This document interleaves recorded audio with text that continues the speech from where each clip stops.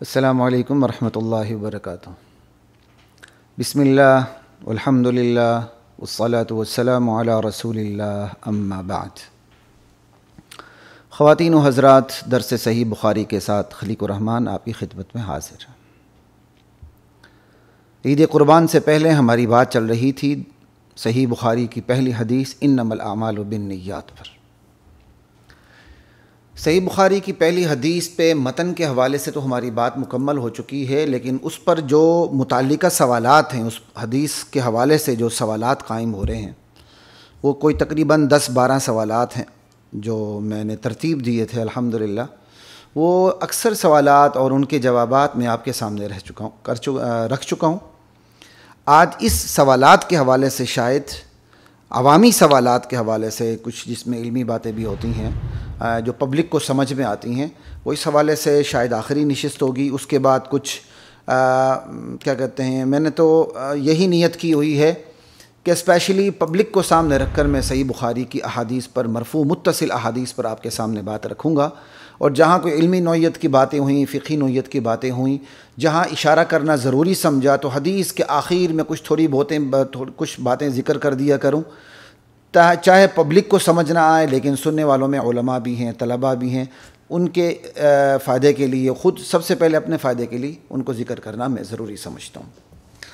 تو عید قربان سے پہلے چونکہ قربانی کے مسائل سامنے آئے تو ہم نے درس صحیح بخاری کو روک کے الحمدللہ اپنے دارالافتاء والقضاء سے ہم نے ان سوالات پہ بات کی۔ تو پھر اب ہم صحیح بخاری کے درس کی طرف لوٹے ہیں، تو چند ایک سوالات آپ کے سامنے رکھتا ہوں اور ان کے جوابات بھی آپ کے سامنے رکھتا ہوں۔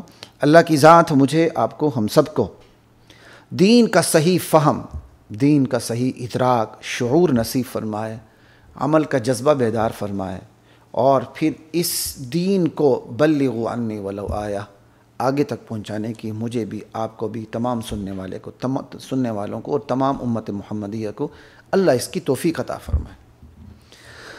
سوالات تقریباً کوئی ہم 9 سوال کر چکے تھے، اور آج کا جو 10واں سوال ہے وہ یہ ہے کہ اللہ کے لیے جو نیت ہوتی ہے وہ بھی شک و شبہ سے بالاتر ہوتی ہے، جو غیر اللہ کے لیے نیت ہوتی ہے وہ بھی شک و شبہ سے بالاتر ہوتی ہے۔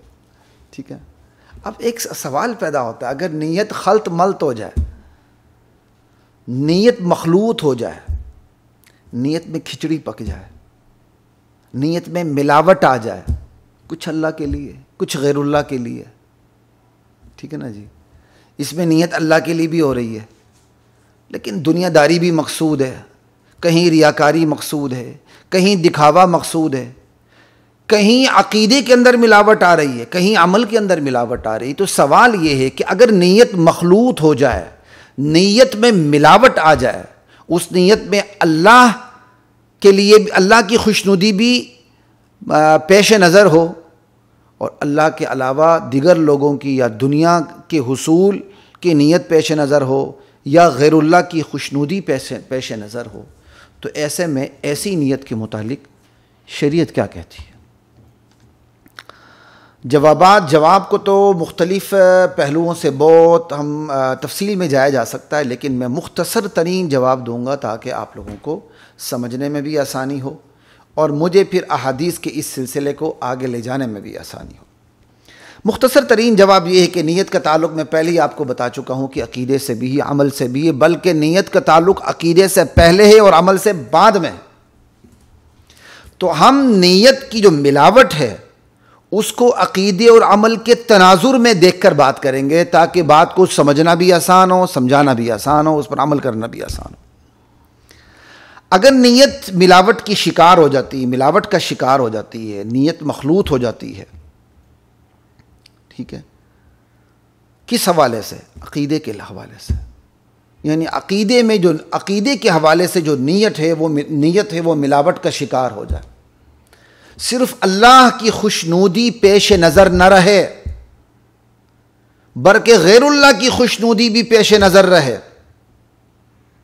ٹھیک ہے، غیر اللہ کی خوشنودی بھی پیش نظر رہے، تو ایسے میں اس نیت کے متعلق کیا حکم ہوگا؟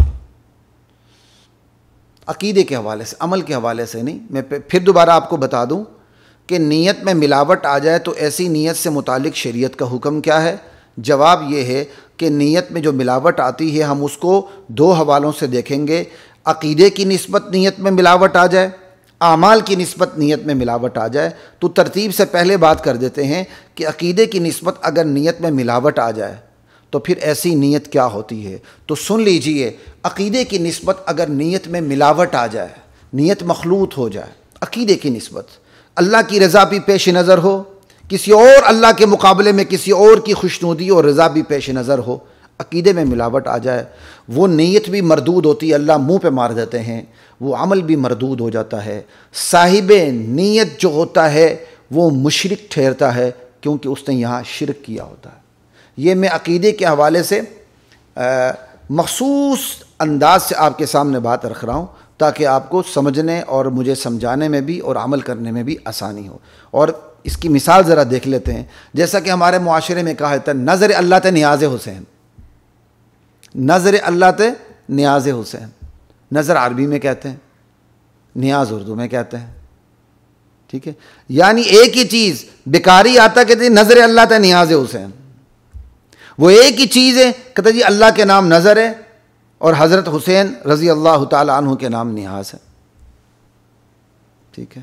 مثال کے طور پر ایک بندہ دیگ چڑھا رہا ہے، دیگ دے رہا ہے، وہ کہتا ہے یہ نظر اللہ تے نیاز حسین، یہ اللہ کے نام نظر دے رہا ہوں، حضرت حسین کے نام یہ میں نیاز دے رہا ہوں، تو اللہ اور غیر اللہ کی شرکت آ گئی۔ اسی دیگ کے اندر اللہ کا نام بھی ہے، نیت، لیکن اس نیت میں ملاوٹ بھی ہے کہ اللہ کے علاوہ کسی اور کے نام پہ بھی یہ دیگ دی جا رہی ہے، ٹھیک ہے؟ یا بندہ کوئی بکرا، چھترا، دمبا، گائے، بیل، کوئی حلال جانور ذبح کرتا ہے اور اس نیت سے کرتا ہے نظر اللہ تے نیاز حسین، اللہ کے نام پر بھی دے رہا ہے وہی بکرا، یا حضرت علی کے نام پہ بھی دے رہا ہے، یا حضرت حسن کے نام پہ بھی دے رہا ہے، یا حضرت حسین کے نام پہ بھی دیتا ہے، یا کسی اور بڑی بزرگ ہستی کے نام پہ یا غیر بزرگ ہستی کے نام پہ دے دیتا ہے، تو پھر ایسا بکرا اگر اس نیت سے ذبح ہو جائے تو وہ حرام ہو جاتا ہے۔ خالص غیر اللہ کی نیت سے تو ویسے ہی حرام ہے بھائی، خالص اللہ کی نیت سے تو ویسے ہی حلال ہے۔ بات یہاں یہ ہو رہی ہے ایک بکرے کو ذبح کیا جا رہا ہے اللہ کے نام پر بھی، اللہ کے علاوہ کسی اور کے نام پر بھی، نظر اللہ تے نیاز حسین، ٹھیک ہے؟ تو ایسے جس جانور پر چھری پھیری جائے گی وہ خنزیر کے گوشت کی طرح حرام ہے، بلکہ عقیدے کے لحاظ سے خنزیر کے گوشت سے وہ بدتر ہو جاتا ہے، لا الہ الا اللہ، اور ایسے گوشت کا کھانا حرام ہو جاتا ہے، اس کو پھینک دیا جاتا ہے، لا الہ الا اللہ، کیونکہ یہاں شرکت آ گئی۔ وما اہل لغیر اللہ بہ انما حرم علیکم المیتۃ والدم ولحم الخنزیر وما اہل بہ لغیر اللہ، اور ایک جگہ ہے حرمت علیکم المیتۃ والدم ولحم الخنزیر وما اہل لغیر اللہ بہ والمنخنقۃ والموقوذۃ والمتردیہ، اللہ کے علاوہ جس چیز پر کسی اور کا نام لیا جائے، بکرا ہو، چھترا ہو، دمبا ہو، دیگ ہو، وما اہل صرف ذبیحے کے لیے نہیں آتا، ہر وہ چیز جس پر اللہ کے علاوہ کسی اور کا نام پکارا جائے، کسی اور کا نام لیا جائے۔ اب ایک ہی جانور ہے، اللہ کا نام بھی لیا جا رہا ہے، اللہ کے علاوہ کسی اور کا نام بھی لیا جا رہا ہے، اللہ اور غیر اللہ دونوں کے نام پہ وہ صدقہ کیا جا رہا ہے، تو وما اہل بہ لغیر اللہ یا وما اہل لغیر اللہ بہ، اس روشنی میں یہ چیز حرام ہو جاتی ہے، اور نہ صرف حرام ہو جاتی ہے بلکہ ایاک نعبد کی روشنی میں یہ شرک ٹھہرتا ہے، کیونکہ ایاک نعبد میں ہم اللہ سے یہ کہتے ہیں یا اللہ ہم تیری ہی عبادت کرتے ہیں، چاہے وہ مالی عبادت ہو، چاہے وہ بدنی عبادت ہو، چاہے وہ جانی عبادت ہو، چاہے وہ قولی عبادت ہو، چاہے وہ قلبی عبادت ہو، چاہے وہ اعتقادی عبادت ہو، عبادت کی کوئی بھی قسم ہو، ایاک نعبد، یا اللہ ساری عبادتیں تیرے ہی لیے بجا لاتے ہیں، تیرے علاوہ کسی اور کے لیے بجا نہیں لاتے۔ چونکہ یہ دیگ دینا اور کیا کہتے ہیں یہ جانور ذبح کرنا، ٹھیک، اللہ کے لیے عبادت ہے اللہ کے نام پر، اب یہی عبادت جب غیر اللہ کے نام پہ چلی جائے گی تو یہ شرک ہو جائے گا۔ اور یہ کھانا حرام ٹھہرے گا۔ لا الہ الا اللہ۔ خلاصہ یہ کہ عقیدے میں نیت مخلوط ہو جائے، ملاوٹ کا شکار ہو جائے تو بندہ دائرہ اسلام سے نکل جاتا ہے، شرک کر بیٹھتا ہے اور مشرک ہو جاتا ہے۔ حتیٰ کہ کسی حلال جانور پر نظر اللہ نیاز حسین کی نیت سے وہ چھری پھیرتا ہے تو وہ حلال جانور بھی حرام ہو جاتا ہے۔ اسے آپ کتے کی طرح، خنزیر کی طرح کھا نہیں سکتے۔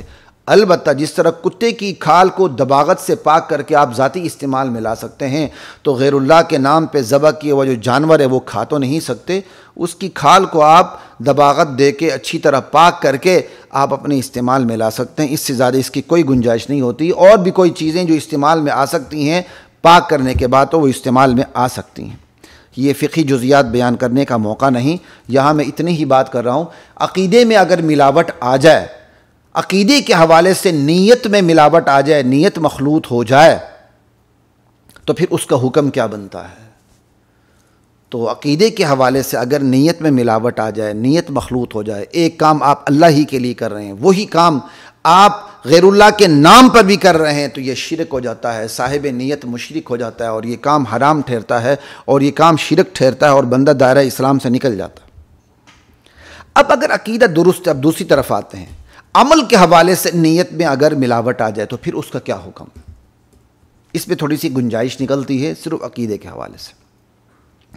اگر عقیدے کے حوالے سے نیت درست ہے مگر عمل میں ملاوٹ آ جاتی ہے، مثال کے طور پر ایک شخص ہے، وہ نماز پڑھتا وہ اللہ کے لیے، اللہ اکبر، یعنی اس کی نیت نماز کے اندر جو قیام کرنا ہے وہ اللہ کے لیے، رکوع کرنا ہے اللہ کے لیے، سجدہ کرنا اللہ کے لیے، لیکن ساتھ اس نیت میں ملاوٹ کیا آ رہی ہے؟ وہ ہے تو اللہ کے لیے کھڑا لیکن دکھاوا چاہ رہا ہے، لوگ سمجھے نماز پڑھ رہا ہے، بڑا نمازی پرہیزگار، فویل للمصلین الذین هم عن صلاتهم ساہون الذین هم یراؤون۔ ہلاکت ہے ایسے مصلیوں کے، ایسے مصلین کے لیے، نمازیوں کے لیے جو اپنی نماز سے غافل ہوتے ہیں، نماز میں ریاکاری کرتے ہیں۔ ویسے تو نماز نہیں پڑھتے، مجمع لگ جائے مولوی صاحب، وہ کوئی کہے گا مولوی صاحب نماز نہیں پڑھتا، پھر مولوی صاحب بڑے خشوع خضوع سے نماز پڑھتا ہے، سنتیں بھی ادا کرتا ہے، سجدے بھی لمبا کرتا ہے، اپنے وقت میں فرض بھی نہیں پڑھتا۔ لا الہ الا اللہ، سمجھ آئی؟ اب یہ وہ کرتا اللہ کے لیے لیکن دکھاتا بندوں کو ہے کہ بندے مجھے نمازی سمجھیں، بندے مجھے پرہیزگار سمجھیں، تو یہ عمل کے حوالے سے نیت میں ملاوٹ آ گئی، یہ ریاکاری ہو گئی۔ اس ریاکاری کو حدیث میں شرک اصغر کہا گیا۔ یہ شرک جلی تو نہیں ہے کہ بندہ مشرک ہو جائے، دائرہ اسلام سے نکل جائے، فوراً جہنم رسید ہو جائے، لیکن یہ شرک اصغر ہے، یہ شرک خفی ہے، گویا کہ یہ شرک ہے، یعنی شرک خفی کہہ کر اس سے ڈرا دیا گیا ہے کہ بھائی تم نے یہ کام ایسا کیے دکھاوے کے لیے، گویا تم نے شرک کر دیا ہے۔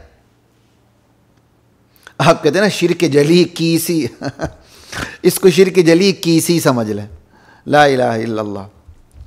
خیر یہ کسی بھی ایک لطیفہ ہی بن جاتا ہے، کیا کریں، اللہ اکبر۔ تو یہ شرک اصغر بن جاتا ہے، ٹھیک ہے۔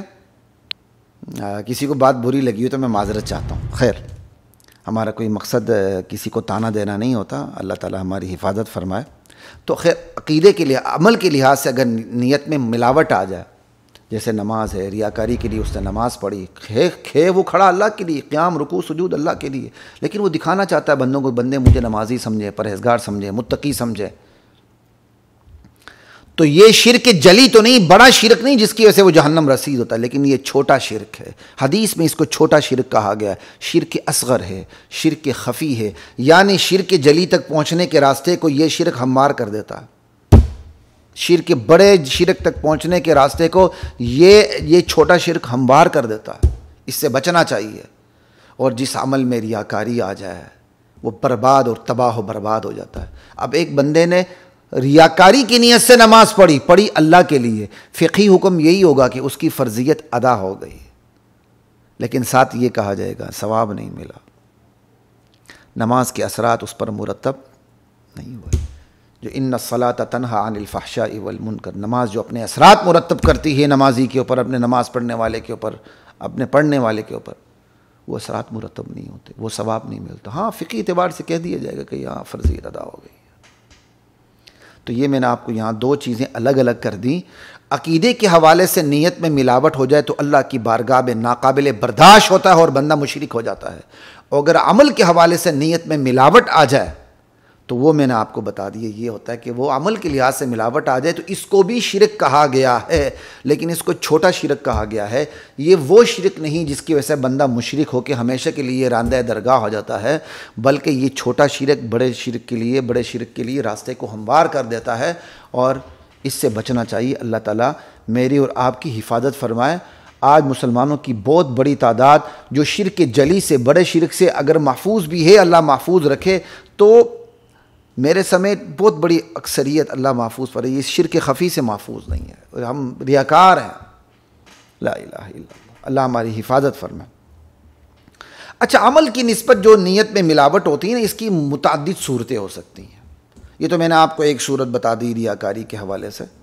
اس کی متعدد پہلو ہوتے ہیں، متعدد نوعیتیں ہوتی ہیں، صورتیں ہوتی ہیں، جس حوالے سے پھر شرعی احکام بھی مختلف ہو جاتے ہیں. مثال کے طور پر حدیث ہی کی روشنی میں آپ کو ایک مثال دیتا ہوں تو ذرا سمجھنے میں آسانی ہوگی. ایک شخص ہے، وہ کسی ایک ایسے علاقے میں رہ جاتا ہے جہاں شرعی نقطہ نگاہ کے تحت اس پر ہجرت کرنا فرض ہو جاتا ہے. اب آپ سوال کریں گے بھائی شرعی نقطہ نگاہ کے تحت ہجرت کب فرض ہوتی ہے؟ تو بھائی آپ پچھلی ویڈیوز کو سن لیں، ہم اس پر تفصیل سے بات کر چکے ہیں کہ یہ مائگریشن جو ہے، مائگریٹ کرنا، یہ ایک فرد مسلم پر ایک علاقے سے دوسرے علاقے میں ہجرت کرنا کب فرض ہو جاتا ہے. یہ میں اس سے پہلے کی جو ہماری ویڈیوز ہیں اسی حدیث کی ڈیٹیل میں وہ میں بیان کر چکا ہوں. یہاں یہ موقع نہیں بات کرنے کا. یہاں ہم ایک یہی بات کریں گے، ایک شخص پر ہجرت فرض ہو جاتی ہے، اب وہ ہجرت نہیں کرتا، ٹھیک ہے نا. یہ میں عمل میں جو نیت کی ملاوٹ ہے نا، اس کی ایک اور مثال دے کے سمجھانا چاہ رہا ہوں.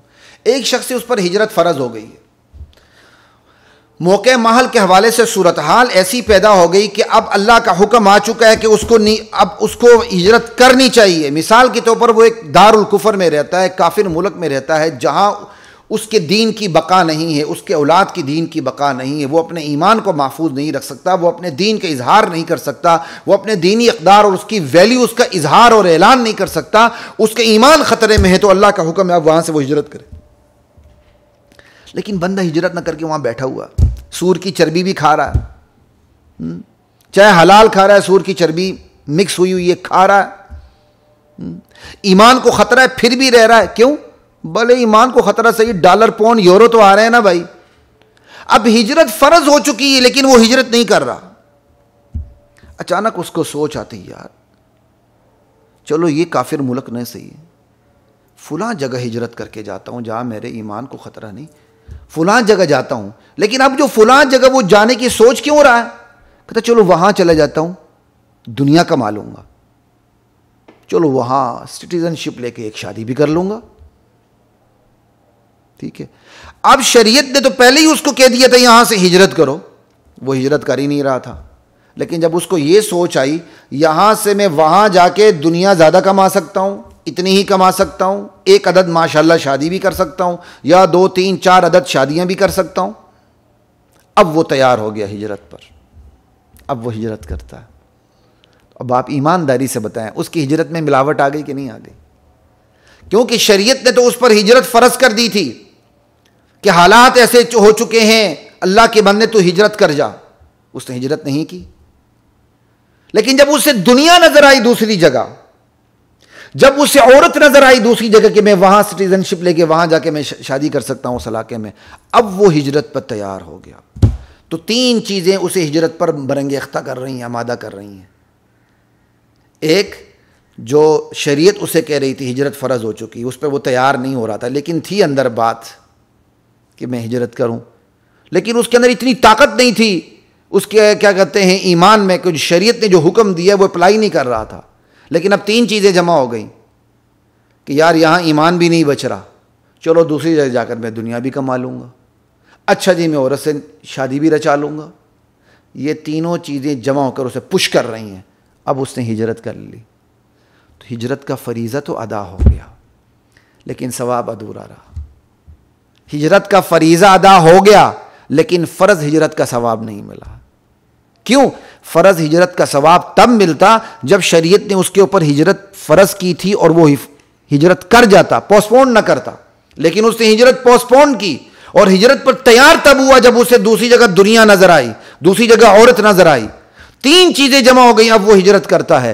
تو ہجرت کا فریضہ تو ادا ہو گیا، حکم ساقط ہو گیا، اب دوبارہ اسے ہجرت بھی نہیں کرنی کی۔ شریعت اسے یہ نہیں کہتی کہ تم نے اپنی نیت میں ملاوٹ کی تو فوراً واپس جا، خالص نیت کر کے دوبارہ ہجرت کر، نہیں، شریعت کہتی ٹھیک ہے تو نیت میں ملاوٹ کر کے تو ہجرت کر چکا ہے، تیری یہ ملاوٹ والی ہجرت بھی ہمیں قبول ہے، آ جا، لیکن تجھے پورا ثواب نہیں ملے گا، ملاوٹ والی ہجرت کا ہی ثواب ملے گا، ادھورا ثواب ملے گا۔ اگر اس نے شروع میں ہی ہجرت کی ہوتی، صرف اللہ کے حکم کو دے کر مجھ پر ہجرت فرض ہو چکی ہے، اب دوسری جگہ جاتا، ضمنی طور پر چونگے میں سپلی میں اسے دنیا بھی مل جاتی، عورت بھی مل جاتی، لیکن ثواب میں اس کی ہجرت میں کمی نہ آتی۔ لا الہ، اس ایک میں نے مثال کو آپ کو سمجھائی ہے، آپ میرے سمیت ہر بندہ اپنے اوپر اپلائی کر لے کہ اس کی اصل نیت کیا ہے۔ یہی دین کا علم ہے۔ دین کا علم میں نے حاصل کیوں کیا؟ خدا نخواستہ میں نے دنیا کمانے کے لیے کیا تو پھر تو میری آخرت برباد ہو گئی، اللہ میری حفاظت فرمائے، اللہ آپ سب کی بھی حفاظت فرمائے۔ لیکن اگر میں نے یہ دین کے لیے حاصل کی ہے اور اللہ ضمنی طور پر مجھے دنیا بھی دے رہا ہے تو یہ میرے لیے من و سلوا ہے، الحمدللہ، یہ میرے لیے من و سلوا، اللہ مجھے راحت سے بٹھا کے دے رہا ہے، یہ میرے لیے من و سلوا ہے۔ اور اللہ من و سلوا ہی نصیب کرے تمام علماء کو، انبیاء کے ورثاء کو، نیتیں صحیح ہوں اور اللہ دنیا جوتوں میں ڈال کے دے، ہمیں من و سلوا بنا کے دے ہمیں اللہ تعالیٰ۔ انبیاء کے ورثاء اس کے سب سے زیادہ مستحق ہیں، دیندار اس کا سب سے زیادہ مستحق ہے کہ دنیا تابعدار ہو کے ذلیل و حقیر و فقیر ہو کے اس کے پاس جائے، نہ کہ علماء خود ذلیل و حقیر ہو کے دنیا کے پیچھے چلے۔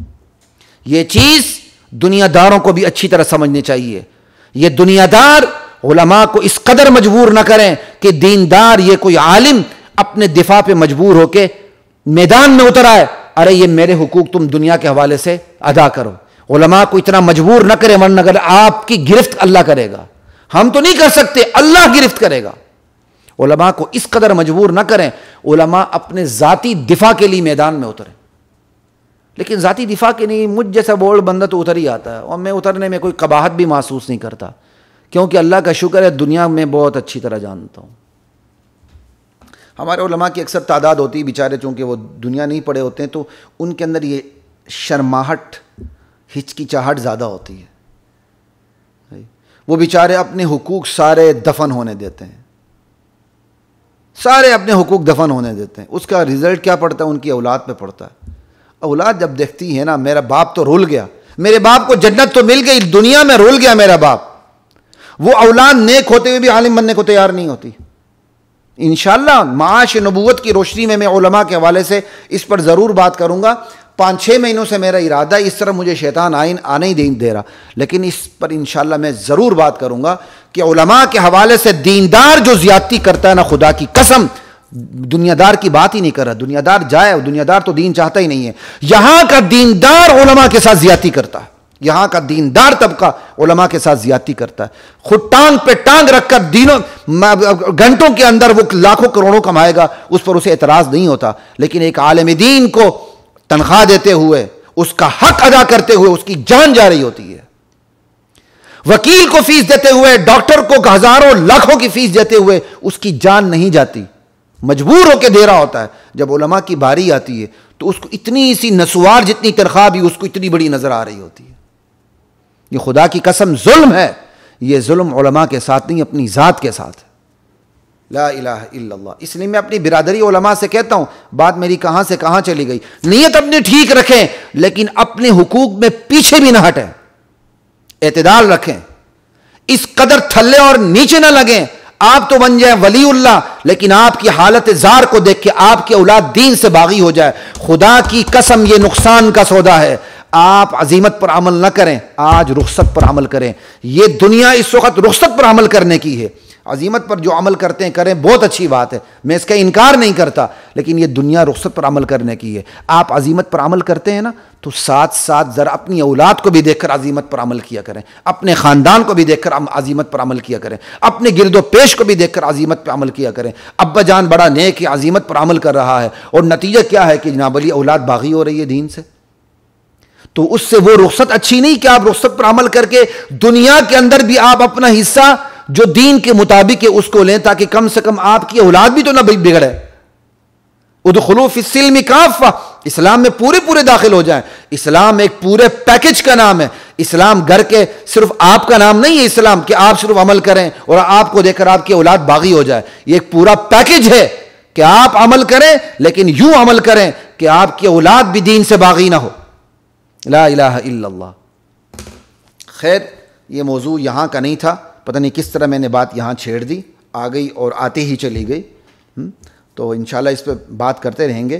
تو یہ ملاوٹ والی میں بات کر رہا تھا کہ ایک شخص پر ہجرت فرض ہو جاتی ہے، وہ ہجرت نہیں کرتا، اگر وہ ہجرت کرے جب اس پر ہجرت فرض ہو گئی تو پورا ثواب ملے۔ جہاں ہجرت کر کے چلا گیا، اب اسے دنیا بھی مل رہی ہے، اب اسے عورت سے شادی کی نعمت بھی حاصل ہو رہی ہے، سو بسم اللہ، لیکن اس کے ہجرت کے ثواب میں کوئی کمی نہیں آئے گی۔ لیکن ایک بندے پر ہجرت فرض ہو چکی ہے، وہ ہجرت نہیں کرتا، اسے پوسٹ پون کر رہا ہے، وہ تاخیر کا شکار ہو رہا ہے کہ وہ ہجرت نہیں کر رہا، اچانک اسے خیال آتا ہے یار میں دوسری جگہ ہجرت کر جاؤں تو اتنی ہی دنیا کما لوں گا، عورت سے شادی بھی کر لوں گا۔ اب ہجرت پر آمادہ ہو جاتا ہے، ہجرت کر جاتا ہے، تو ہجرت کا فریضہ ادا ہو جائے گا۔ شریعت اسے یہ نہیں کہے کہ دوبارہ ہجرت کرو، فریضہ ادا ہو گیا، لیکن ثواب ادھورا ملے گا۔ کیوں؟ اس کی اس نیت میں ملاوٹ آ گئی تھی، دنیا کی بھی، عورت سے نکاح کی۔ ہاں، جو ملاوٹ آ گئی ہے وہ دنیا اس لیے کما رہا ہے کہ اللہ کے راستے میں خرچ کرے، عورت سے نکاح اس لیے کر رہا ہے کہ اپنی پاک دامنی رہے، باوجود اچھی نیت ہونے کے اس کو الگ ثواب ملے گا، لیکن جو ہجرت، خالص ہجرت کا جو ثواب ہے وہ پورا نہیں ملے گا۔ کیوں؟ خالص ہجرت کے وقت شریعت کا حکم تھا یہاں سے فوراً نکلو، وہ نہیں نکلا، وہ خالص ہجرت کا پورا ثواب اسے نہیں ملے گا، ادھورا ملے گا۔ ادھورا ملنے کے ساتھ چونکہ جو اس نے دنیا کی نیت کی ہے، اس نیت کے پیچھے بھی مقصد اس کا انفاق فی سبیل اللہ ہے۔ عورت سے نکاح کے لیے نیت ہجرت کی ہے، تین چیزیں، تیسری چیز عورت سے نکاح بھی آ گئی، اس پر بھی اسے ملے گا۔ لیکن جو الگ سے خالص ہجرت ہے اللہ کے لیے، چونکہ اس وقت اس نے نہیں کی، اس وقت کرتا تو اس کا مصداق بنتا فہجرتہ الی اللہ ورسولہ۔ جو اللہ اور اس کے رسول کی خاطر ہجرت کرتا ہے، اس کی ہجرت کا کیا کہنا، بس یہی سن لو، اس کی ہجرت اللہ اور اس کے رسول کے لیے ہے، وہ خالی ہاتھ کبھی بھی نہیں ہوگا۔ خیر، اتنی بات میں نے آپ کے سامنے کر دی۔